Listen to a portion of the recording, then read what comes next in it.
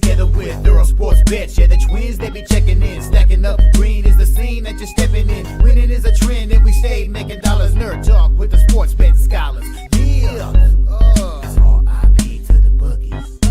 R.I.P. to the bookies. R.I.P. to the bookies. R.I.P. to the bookies.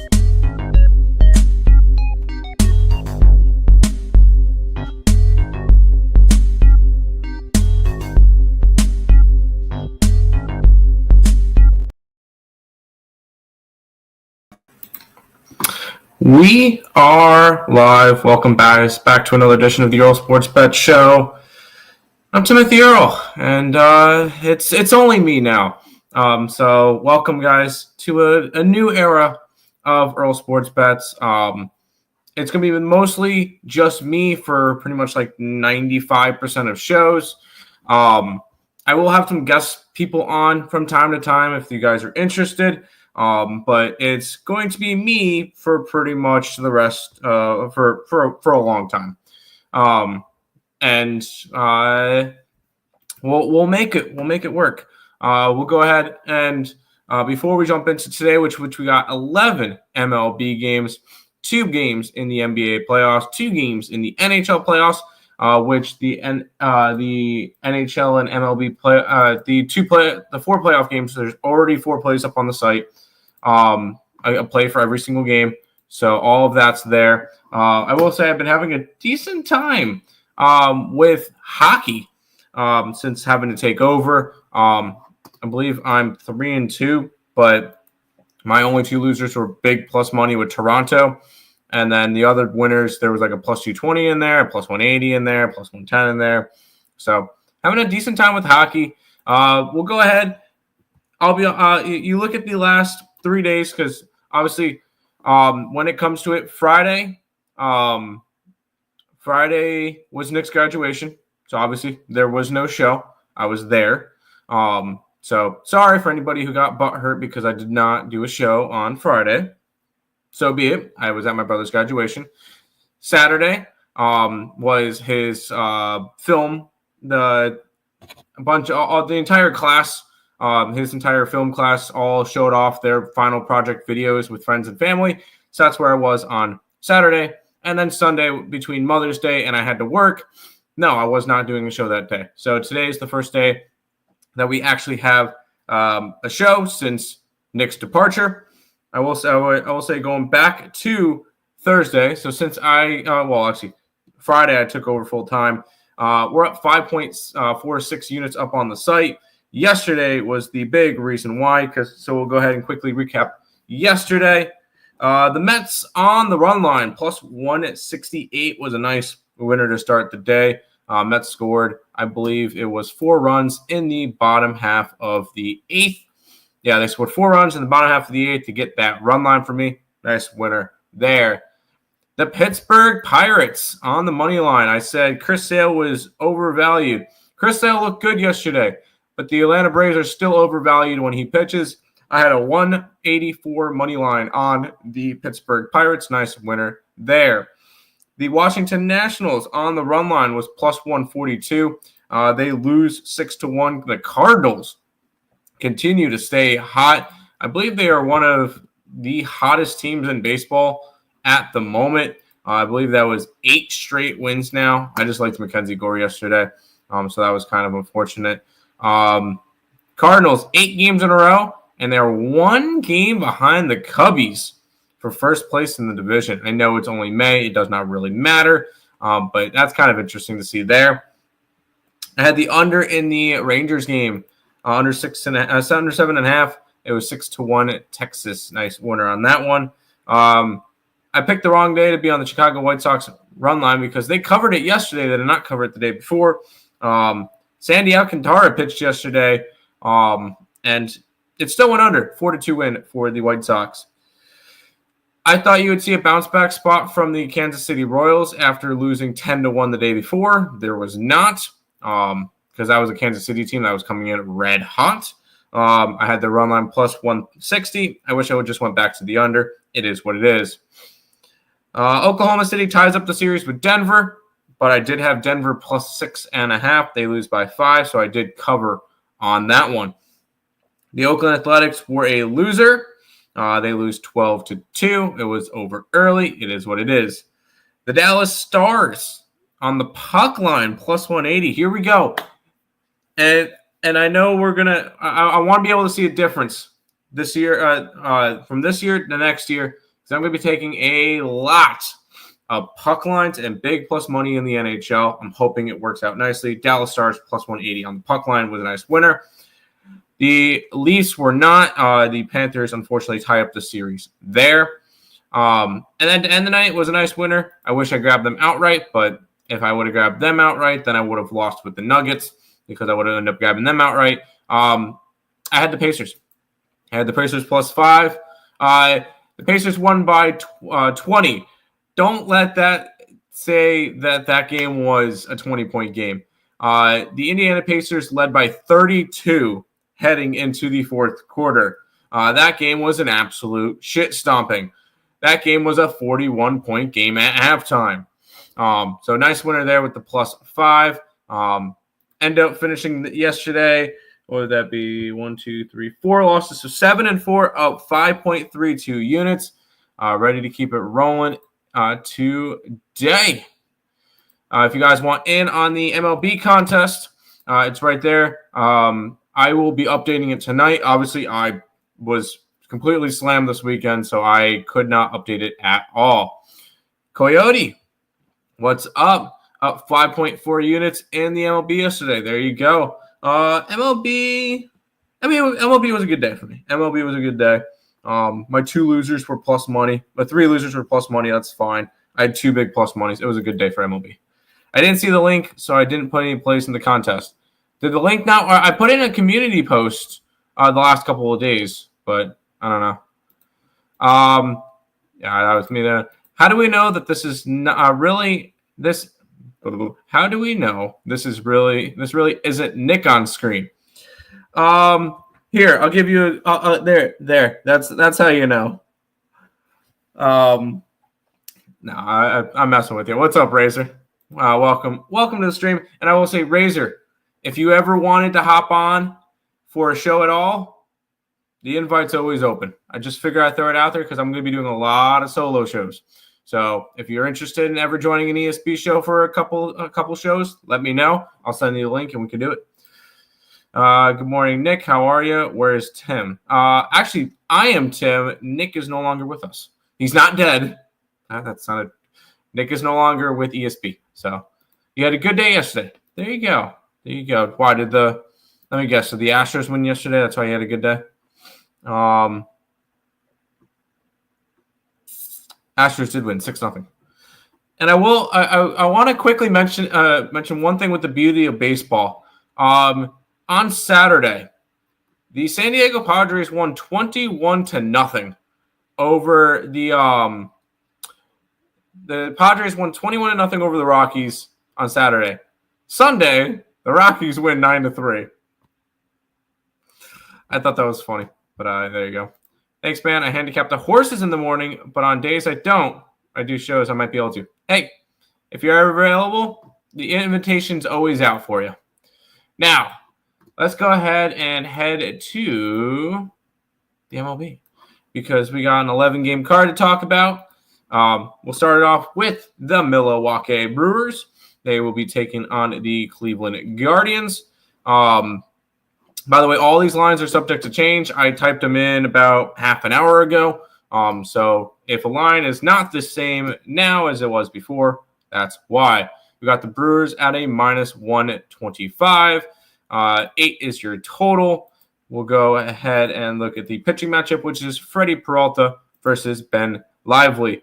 Freddie Peralta this year has gotten 8 starts to a 4-2 record, a 2.18 ERA. He's pitched 45 1/3 innings, allowing 11 earned runs, 15 walks, 48 strikeouts. His last couple of starts, actually, in his 8 starts, the most he's allowed was 3 in a start. So Freddie Peralta has been a pretty solid pitcher for the for the Milwaukee Brewers. On the opposite side, you got the Cleveland Guardians throwing Ben Lively, who has started in 8 games as well, to a 2-2 record, a 3.46 ERA, 41 2/3 innings pitched to 16 earned runs. 13 strikeouts to 28 strikeouts to 13 walks. And I look at this one once again. Ben Lively. He looks good.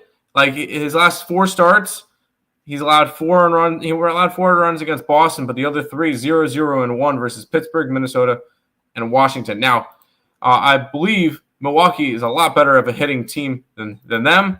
But I will look at I'm going to try to do the money and stuff like Nick used to do. So we're going to try to do that, and we're going to pull it up from. I'm going to use DK. I know Nick used Bet Online or whatever. I'm going to use DK. The line opened up at a 135. It's down to 125 on some places. And you look at it with most of the money coming in on the Brewers and everything. I feel like I want to go Guardians here. I like Lively. I do like Ben Lively. I will say I got to figure out where Nick got all the bullpen numbers. Actually, bullpen really doesn't matter to me all that much. I want to see where he got the WRC plus numbers. Maybe he's watching in chat. Let me pull up WRC plus numbers. See if he can help me out with that. Because I don't have all those numbers like Nick had, and I apologize for that. But I think I'm going to start off my card here with the Cleveland Guardians. I know Freddie Peralta's look good, but I'm going to back Ben Lively here to start the day. And I can get plus 115 for the Cleveland Guardians. So we'll go ahead and sign me up with that. We're going to back Ben Lively at home. I can't spell his name.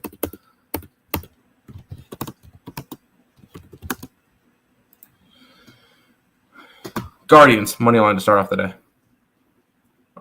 Damn, where is Nick today? Where is he not doing? Nick is done with ESB because he is trying to get a job with the NCAA. For film and stuff with ECU Athletics. So, unfortunately, because of that, he is not allowed to do sports betting content. So, in exchange, that's kind of what it's going to have to be. Have a grand show always, bud. Appreciate it, Isex. Welcome. Golden State tied series up. Any thoughts on the Astros against the Royals and who's pitching for the Royals today? We will talk about it. It's Michael Wacha versus Gusto in that game. We'll talk about that game in a little bit. I'm not jumping ahead of the card right now. We're going to go ahead and start off by grabbing the Cleveland Guardians today. Let's go ahead and keep on rolling. We'll go to the Boston Red Sox and the Detroit Tigers. Good series here. It's a pick'em, 8.5 total. Tanner Houck versus, I believe it's Jackson Jobe. Sorry. We'll go ahead and look at Tanner Houck. So far this year, he's pitched in 8 starts to an 0-2 record. It is what it is. The 2 games that they won, he didn't get to go at least 4 innings. We'll talk about him more in a little bit, or we'll talk about something else a little bit. To a 6.1 ERA, which is highly inflated by an 11-run outing in 2 innings versus Tampa Bay. So please take it with a grain of salt. Tanner Houck is going to be better. 41 in the 3rd innings pitched, 28 earned runs. Hey, you take out the 11 runs at 17 runs in 39 innings. He's been solid. To 14 walks, which only 2 of them came in that Tampa game, and then 32 strikeouts. He's looked solid. On the opposite side, you got Jackson Jobe, who was a number 3 overall pick in the 2001 draft. The Tigers have actually won every single one of his starts in his 6 games that he started so far. A 2-0 record, 4.88 ERA in 27 and 2/3 innings pitched, 15 earned runs, 15 walks, 20 strikeouts. Now, granted, and once again, there's another guy. I feel like his ERA is slightly ballooned. because he allowed 6 earned runs in 3 2/3 innings in Coors Field last time he pitched. You take that out, he's allowed 9 earned runs in 24 innings. He has been absolutely solid as well. We'll quickly look at the line history in this one. We've got the line going. It opened up around a -110. I'm seeing some -115. So not really much line movement on the side.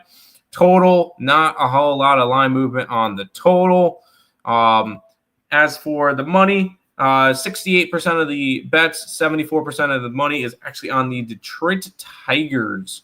And I believe, can we get the, where's the total? Oh, okay, money line. And then for the totals, 81% of the money, 84% of the cash is on the over. I don't really care about the money in totals for totals all that much unless it's a very, very public thing. I like the under here.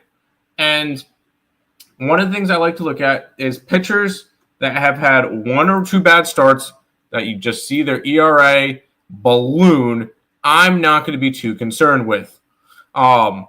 It's the pitchers that constantly are letting up runs and their ERA is high. That's a different story. I like both pitchers here to pitch solid enough to get the under here.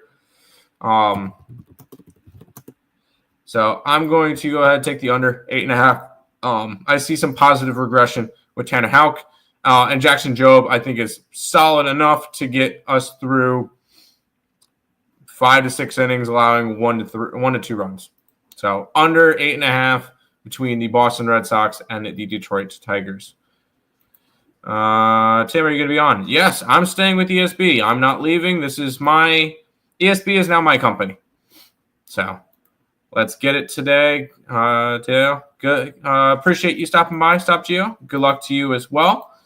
But we're already starting off the card with two plays. So let's get it.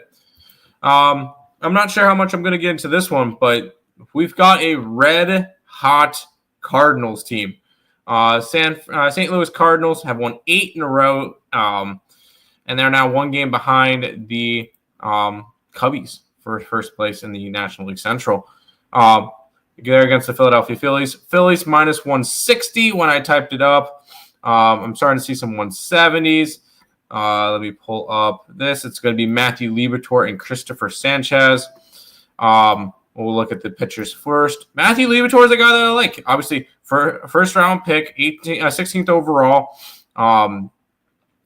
in the 2018 draft. So, obviously, a high prospect. I've actually seen him pitch live. He was pitching for the Memphis Redbirds when they faced the Durham Bulls on Star Wars Night once. And I was there. That was fun to see him pitch. 7 starts for him, 3-3 record, 3.07 ERA, 41 innings pitched, 14 earned runs, 6 walks, 38 strikeouts. The Cardinals are 3-4 in his starts, but he's one of those pitchers that has pitched solid. He's allowed 3 runs or less in every single start besides 1, and that was at Pittsburgh on April 7th. So far this year, 3 earned runs, the 5, 0, 2, 2, 2, 1. Sorry, one of the 2s was a 1 for earned runs. But he has been solid for the Cardinals so far. On the opposite side, you got Christopher Sanchez, who has pitched in 7 games so far. He's got a 4-1 record, 2.89 ERA, over 37 1/3 innings pitched, 12 earned runs, 14 walks, 44 strikeouts. The Phillies have won 6 out of his 7 starts. The 1 loss was against the New York Mets. He went 2 innings. I believe he left with some type of elbow soreness or something. Came back, has allowed 2 earned runs in his last 11 innings. Now, here we go again. I'm taking another one. I'm grabbing the under here. I like Liberatore. I think Liberatore is a solid pitcher. And Christopher Sanchez has proven that he is somebody that you could trust as well. Phillies bullpen, solid. Cardinals bullpen, solid enough. I'm going with another under. in this one. I'm trying not to go. I'm trying not to bet every single game, but I'm finding some nice spots to start off the card. Give me the under between the St. Louis Cardinals and the Philadelphia Phillies. Where's Tim? I am Tim. Hi, I'm Tim. There will be no more Nick. No more Nick. I will be here Monday through Friday every single week for the foreseeable future, for a long time. Earle Sports Bets is now my company. So it's all me right now. Tim, I'm going for the Philadelphia Phillies. Go for it. As long as it stays under the 8.5, I'm all right with it. Good morning, Fernando. Good morning. All right. This has always been a spot that I know this has been an angle that me and Nick rode for a while. The Pittsburgh Pirates and the New York Mets. The Mets, when I typed them up there, 145. I'm starting to see 165s in this one now, which is kind of crazy considering it's Paul Skeens. And a lot of money's coming in towards the Mets. The line's moved because it opened up at minus 135. It's now up to the 165 range, where 94% of the bets, 95% of the cash is on the Mets. Not a lot of people like the Pittsburgh Pirates today, which is crazy because Paul Skeens is pitching. But we've seen lately, we look at Paul Skeens' numbers. He's pitching 8 starts. He's got a 3-4 record, a 2.77 ERA, 48 and 2/3 innings pitched, 15 earned runs, 12 walks, 47 strikeouts. He's having a good year. Unfortunately, the Pirates aren't helping him because he's allowed 3 earned runs or less in every start besides one. That one was when the Cardinals teed him off for 5 runs. The thing is, they've been plus money, or they've been favorites in a couple of those games, and it has not mattered. They're losing games when Skeens is pitching, which is crazy to say. On the opposite side, you got David Peterson, another first-round pick. He was a 20th overall pick in the 2017 draft by the Mets. He has pitched in 7 games for the Mets this year, to a 2-2 record, a 3.05 ERA, 38 and 1/3 innings pitched, 13 earned runs, 13 walks, 36 strikeouts. And he has allowed 3 runs or less, earned runs or less in every single start so far. I'm not being a homer here. Not by any stretch of the imagination. It's not being a homer. We've been fading Paul Skeens for a while. And the line moving crazy towards the Mets. I'm still going to get some nice plus money, I believe, on the Mets run line here. I can get them for plus 145 on the run line. We're going to fade Paul Skeens and continue to back David Peterson, who's been a little bit of a moneymaker for us the past couple of seasons. Skeens overvalued. We're taking the Mets on the run line plus 145. Tim, did NHL teams win yesterday, or what happened? I cashed on the Dallas Stars. I lost on the Leafs. I did not. The Leafs did not win yesterday. Let's keep on rolling. The Washington Nationals and the Atlanta Braves will be going after it. The Braves are minus 165. 8.5 is your total in this one. We got Jake Irvin taking on Grant Holmes. We'll take a look at the pitchers first. Irvin this year, it's been a guy that I liked. 7 starts, a 2-1 record, 4.01 ERA across 42 and 2/3 innings pitched, 19 earned runs, 11 walks, 33 strikeouts. He's an average pitcher. They're 4-4 when he starts. I'm not too worried about all of. He's good, but he hasn't been great. Same with Grant Holmes. 8 starts, 8 games pitched, 7 of them were starts. 1 of them was a relief album. That was the first weekend. He had 2-3 record, 4.58 ERA across 39 and 1/3 innings pitched, 20 earned runs, 20 walks, 40 strikeouts. I'm going to stay off this game. I do believe that, by the way, Grant Holmes, another first round pick. I do believe that the Braves are overvalued. I'm starting to see them hit into the 190s, actually. Hold on. DraftKings, they've opened up at 175. It's moved to 190s.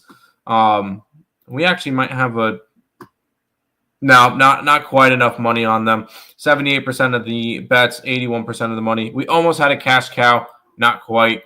I do think the Braves are a little bit overvalued, though.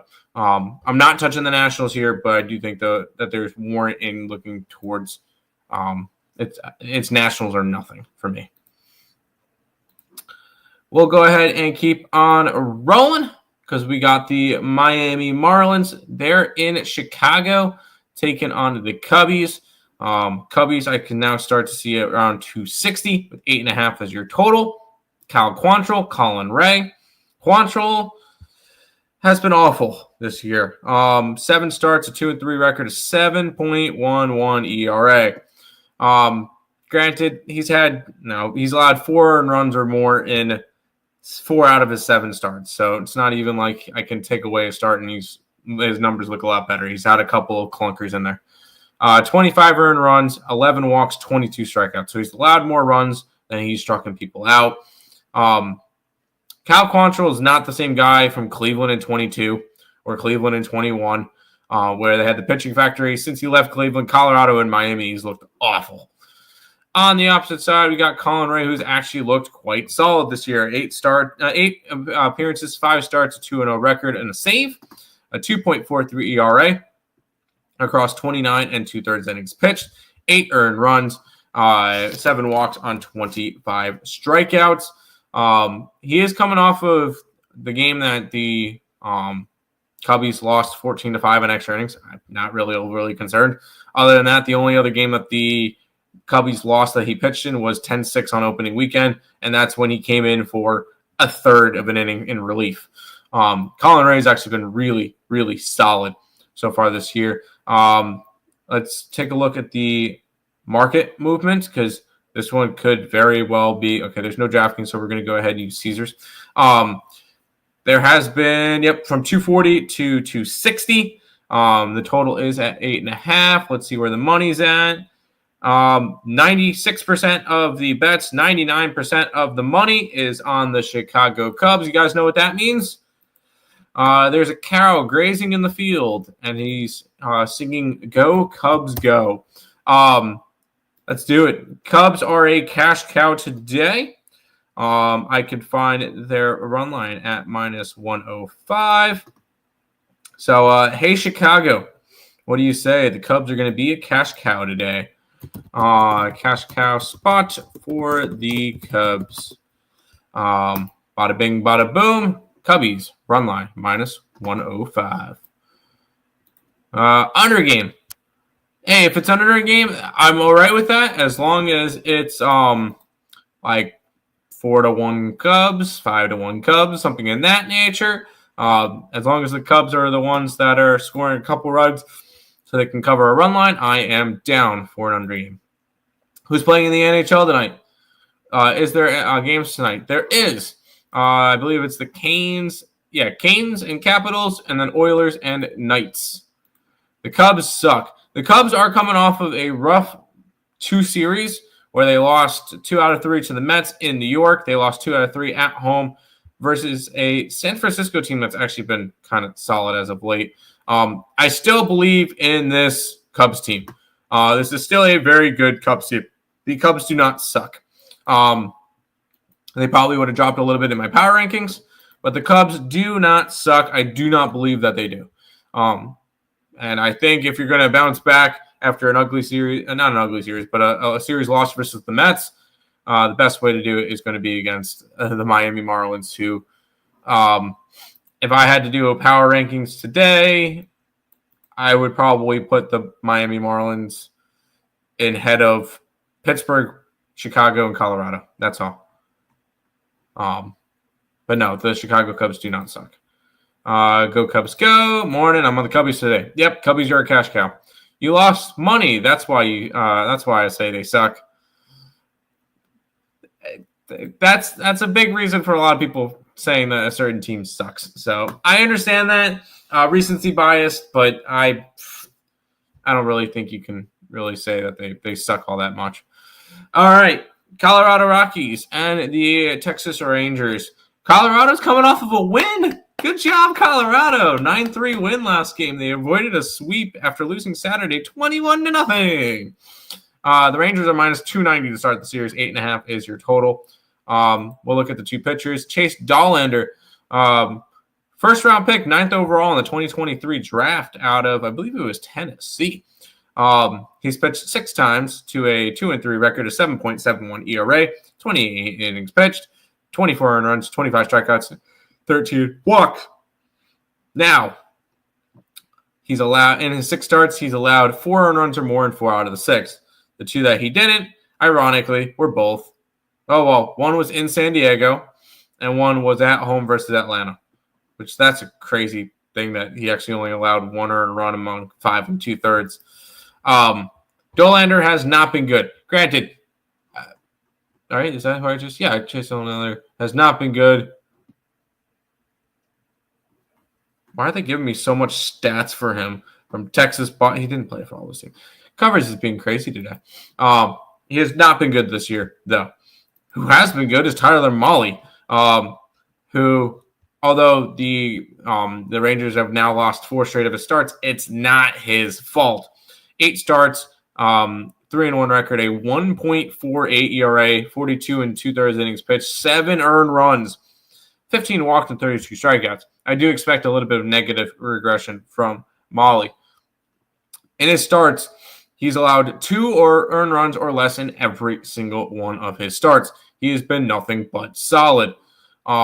Is a Colorado team most likely going to hit against him? No. We'll go ahead and take a look at the line movement real quick, just to see if there's anything that I need to know about here. Line opened up at around 285. It hit as high as minus 310, and it's dropped back down. I'm starting to see some 265s. So money is coming, or the line's moving towards the Rockies.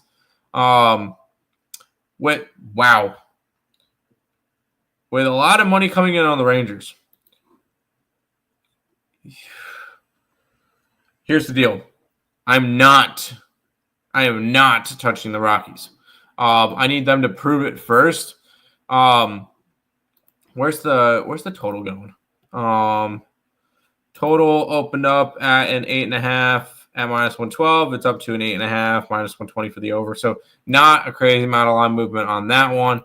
Where's the money coming in on that? Mostly on the over. I kind of lean towards an under. But that's money line. What about the spread? Yeah, okay. I'm not really worried about the spread then. I'm not going to go after this game. I have no reason to go after this game. This one's a pass for me. What time does the NHL game start for? All right, look it up on ESPN. I'll be honest. Look it up on ESPN. That's when you can find out when it starts. Mets -1. Yes, I like the Mets today. Supness. How was the graduation celebration? It was great. It was good to have a couple of days off. But it was nice. It was nice for Nick. Cash cow.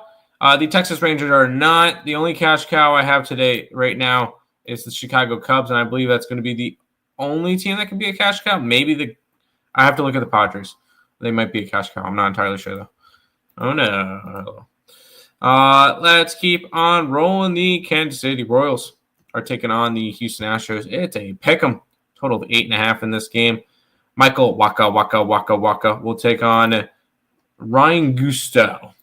Michael Waka so far this year has pitched in 8 starts, 2-4 record, a 2.98 ERA across 45 1/3 innings pitched, 15 earned runs, 14 walks, 34 strikeouts. So he has been a solid piece. Once again, another first-round pick, which Michael Waka. On the opposite side, you got Ryan Gusto, which was an 11th round pick in the 2019 draft. He has pitched so far in 9 games. He only started 4 of them. So 3-1 game, 3-1, 2.93 ERA, 27 2/3 innings pitched, 9 earned runs, 8 walks, 29 strikeouts. Granted, if when he starts, he's going to go 4 to 5 innings. When he's in relief, 1 to 3. So you're going to see 4 to 5 innings of him. I will say when he does start, they got the wins in 3 out of the 4 games. We'll look towards the line movement and market stuff. Kansas City. This one opened up at Kansas City around even money. It's now Kansas City at plus 102. So nothing really there. Line opened up at a 8.5. It's dropped to an 8. Apparently we're seeing some 8.5s again. We'll look at the money. It's about 60-40. 60% of the bets, 67% of the tickets is on the Astros. So nothing really to go crazy with there.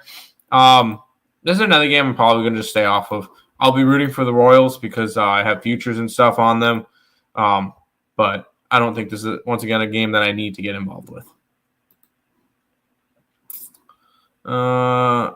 Did they really come here? Yes. How was your Mother's Day? It was good. Pass. This guy. Houston. I'm not going to talk you off of either side. Honestly, there's not enough for me to kind of go one way or the other. Going pretty Astros Destroyer. Yeah, I figured you would be on the Astros. Now, this one may be a cash cow. We're going to have to do a little bit of digging into it because it's the LA Angels taking on the San Diego Padres. Padres are coming off of losing to the Rockies, giving the Rockies their 7th win of the year. Actually, shoot, I kind of might want to bet the Rockies because they just fired their head coach. They fired their manager. I'm not going to, but that's a very intriguing thought. Angels, Padres minus 215. I'm starting to see some 230s now. In this one with a total of 7.5. Yusei Kikuchi taking on Michael King. Sorry, this is not going to be a cash cow because the total is way too low. Total's got to be at least an 8. Kikuchi this year has pitched in 8 games.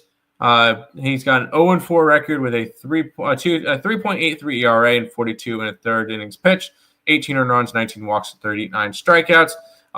The Angels have won 2 of his starts, one against San Fran, and the most recent one in a revenge, in a revenge spot versus his former team in the Toronto Blue Jays. On the opposite side, we have a pitcher that I'm very, very high on, which is Michael King.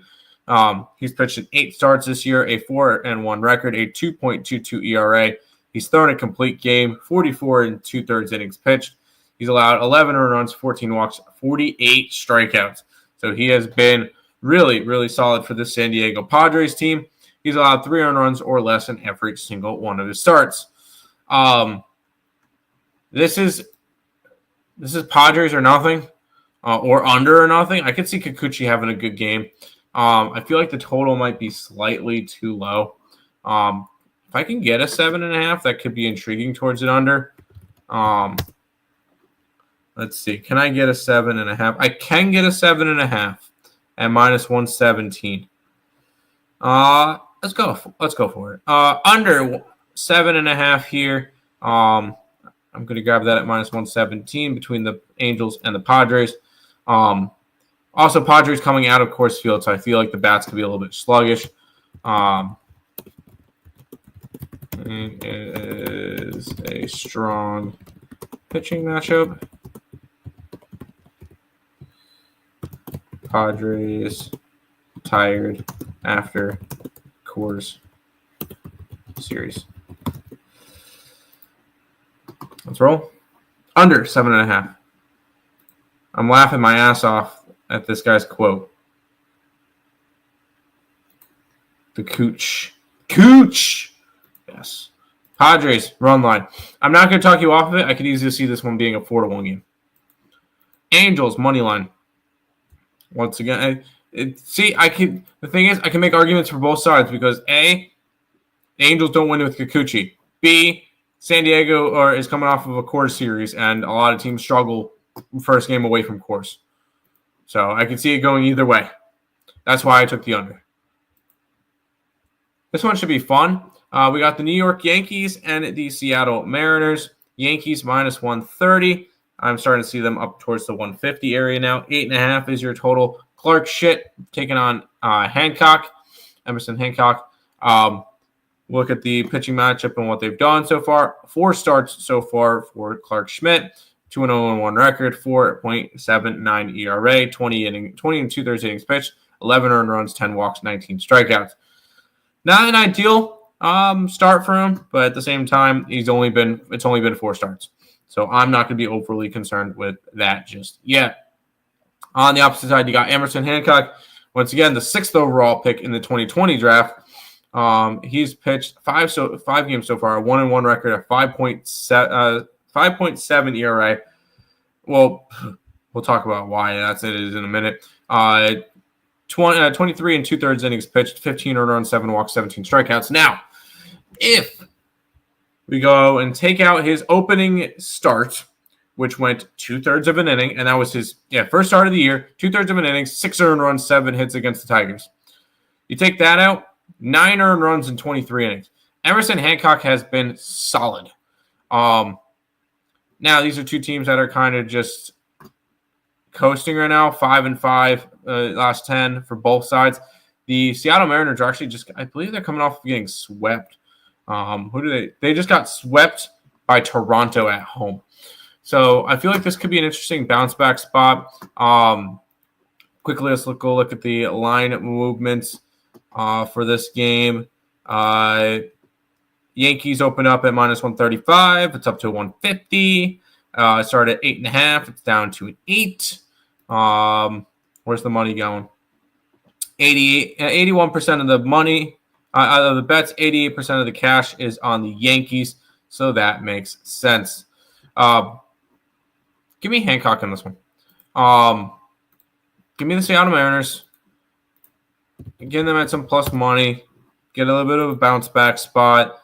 I like the spot for them.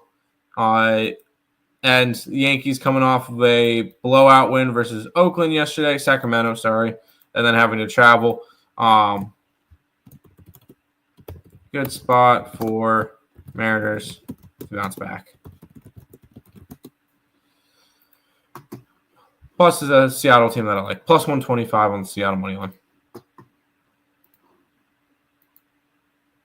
No chat. Let's head to the final MLB game of the day, where we got a pretty nice pitching matchup. In a game that's a pick 'em between the Dodgers and the D-backs. Total of 8. Got Merrill Kelly and Justin Verlander. Merrill Kelly this year has been solid. 8 starts, a 3-2 record, a 4.09 ERA, 44 innings pitched, 20 earned runs, and 12 strikeouts, 33 walks. 12 walks, 33 strikeouts. And once again, this is another guy that I'm gonna do something with. You take out his one bad start, which was 3 2/3 innings versus the Yankees in Yankee Stadium. He allowed 9 earned runs. He's pitched 41 innings then with 11 earned runs. Merrill Kelly has been solid this year. I do like Merrill Kelly. And I know a lot of people are not going to see that. I do like Merrill Kelly a lot.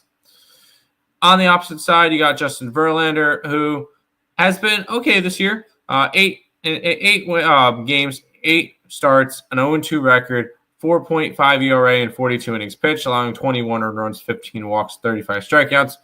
I wish I could say there was an outlier in this game, in his stuff, but there's not. He allowed 5 earned runs to Cincinnati and 4 earned runs to Philly. Other than that, he's allowed under 3 or under in 6 out of his the other 6 starts, but nothing really out of the ordinary.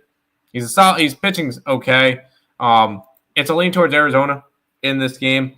I don't think I'm going to get it to end the night. Arizona coming off of a 4-game series versus the Dodgers, where they split. So ultimately, I think that's a good result for Arizona, splitting a series with the Dodgers.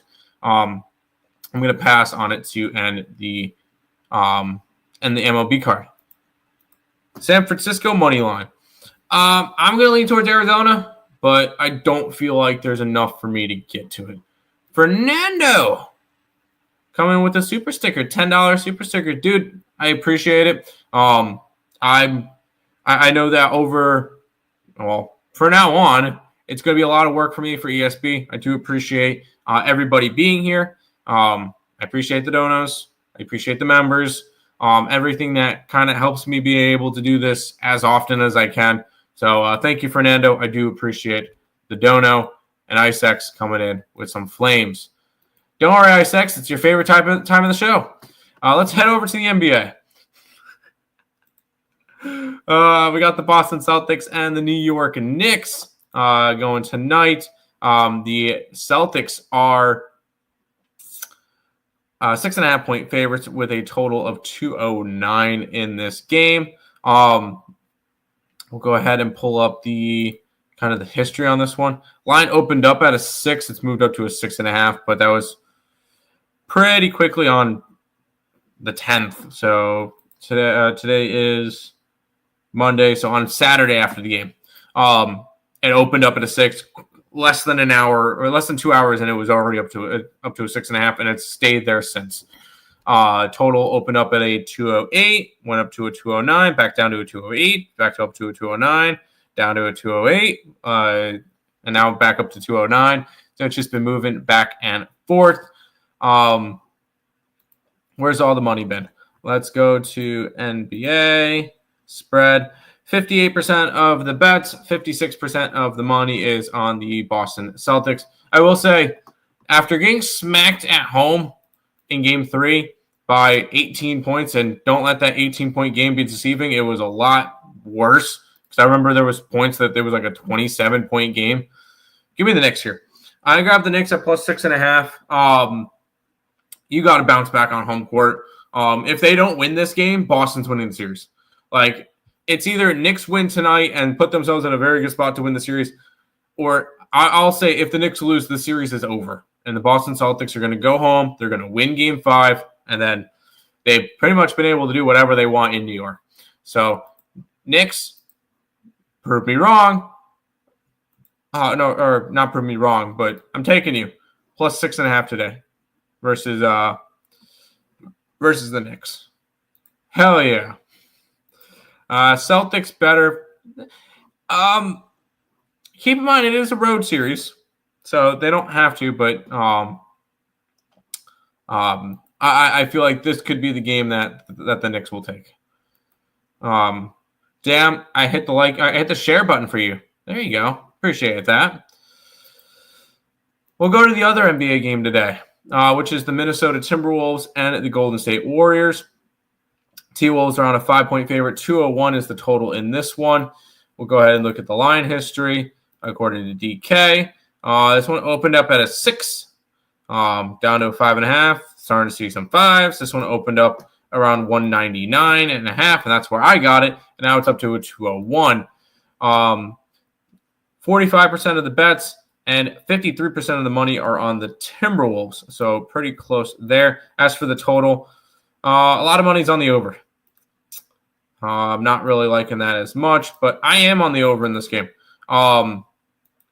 Let's see. The last game would have barely missed. Last game landed on 199. Previous to that was the 117-93 game, so that one went over the total there. I like the over in this game. And yes, I know no Curry for the Warriors. I just think that this team is going to be able to shoot a little bit better than 43% from the field. I see this one. I see both teams being able to get hit 100. I kind of lean Golden State, but I'm not really interested in a side. I got 199.5. I'm starting to see it. You see anywhere from 199.5 to 201. I'm going to complete the NBA card with the over in this one. And the thing is, if it's Golden State plus 5.5, I'm liking my over. Because that means Golden State, in my eyes, if Golden State scores 100 points, the plus 5.5 cashes, and that works for me. So I like the over. I like the over. Now to the ice. And this will be the first time I get to do it ice by myself. Capitals, Hurricanes. Hurricanes minus 240 with a total of 5.5 in this game. We'll go ahead and pull up the line movements. Let's see. I'll pull up DraftKings on it. This line opened up around minus 240 area for the Canes. We're starting to see some 270s now. I'm starting to see some 270, 275. So line movement on the Canes here at home. Opened up at a 5.5. It's still a 5.5. No movement on the total. And then as for where the money's coming in, let's look at spreads. All right, plus 1.5 is even. They're even. Like 53% of the bets, 46% of the money's on the Capitals, plus 1.5. Total, 68% of the bets, 69% of the money is on the over. In this one, the line has not moved, which gives me the fact that I do like the under in this game. I took the under. This will be the first negative money NHL bet that I'm going to be taking this playoffs, and since I took over. Give me the under 5.5 here. I see the Canes winning this one, but at the same time, I could easily see this game being a 2-2 going into overtime, or 1-1 going into overtime, or 2-1 final. Like, this is going to be another one of those tight games between these two sides, because we've seen it. We've seen all three games of the series go under, because both teams are very solid defensively. So I do like the under 5.5 in this one. So we're gonna go ahead, ride under 5.5 Canes and Capitals, and I would not hate the draw. Would not hate the draw at a 1-1 or a 2-2 game. Going for the Timberwolves, I want this series for you, too. I really couldn't care less about who wins the series. Draw and the Caps. I would not be surprised if the Caps won. I would not. And honestly, at plus 225, that's very tempting. Thinking Caps 3-2 in overtime.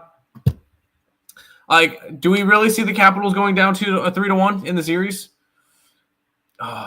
Capitals at plus 225. Awfully enticing. Very interesting. Very interesting. Especially with all the money come. Well, actually. Oh. 19% of bets and 62% of the money's on the Capitals. Give me the Capitals tonight. We're gonna have we're gonna have 3 plays in the NHL tonight. Give me the Capitals. I think they even up the series here. That there's just too much value in a plus 225 here. Yep, sign me up. Washington Capitals money line. Caps tie up series. And then we got a series heading back. Cool. Not at all. Caps plus 1.5. I don't hate that. Whenever I do hockey, I love to take big plus money. So I'd rather go big plus money there. Let's head to the final NHL game on the card, or a final game on the card in general. The Edmonton Oilers are hosting the Vegas Golden Knights. Oilers up 2-1 in the series. It's a pick 'em. I forgot to put in the odds, so I believe the Oilers I'm seeing minus 120 for the Oilers, with a total of 6.5.